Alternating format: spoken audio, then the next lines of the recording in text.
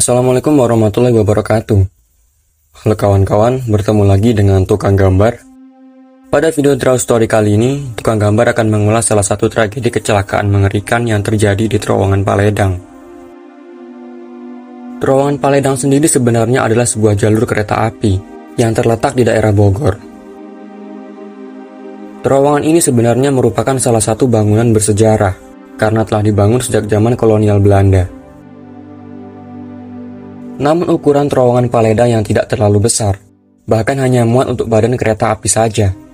Hal inilah yang kemudian menjadi awal mula banyaknya kasus kecelakaan di terowongan kereta api ini. Salah satu kisah yang cukup terkenal adalah kecelakaan maut yang terjadi pada tahun 2000.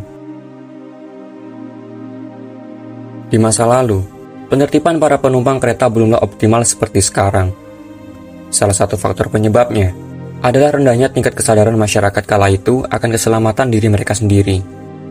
Bahkan melakukan hal-hal yang berbahaya, seperti menaiki bagian atap kereta, seolah sudah menjadi kebiasaan bagi mereka. Meskipun telah berulang kali diperingatkan, para penumpang tetap saja nekat melakukan hal tersebut.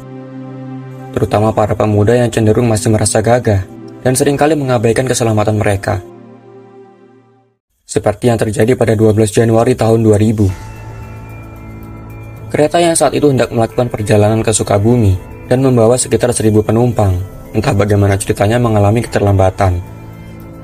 Yang seharusnya berangkat sekitar pukul 12.50 siang, justru harus tertunda dan baru berangkat sekitar pukul 15:43. Namun permasalahan semakin bertambah ketika para pemuda kembali menaiki bagian atap gerbong kereta, yang tentunya akan sangat berbahaya. Sebenarnya para petugas stasiun telah memperingatkan mereka untuk turun, agar tidak terjadi hal-hal yang tidak diinginkan. Namun seolah tidak peduli dengan peringatan petugas, para pemuda yang sebagian diantaranya adalah pelajar, tetap saja nekat menaiki atap gerbong kereta. Entah mereka sadar atau tidak, bahwa tidak jauh dari stasiun Bogor, ada terowongan Paledang yang akan mereka lalui. Dan benar saja, baru beberapa saat mereka meninggalkan stasiun Bogor, kejadian naas pun terjadi. Para pemuda yang berada di bagian atap kereta langsung menghantam dinding terowongan, yang kemudian terhimpit dan tewas seketika. Meskipun ada yang berhasil melompat, nasib mereka pun tidak jauh berbeda.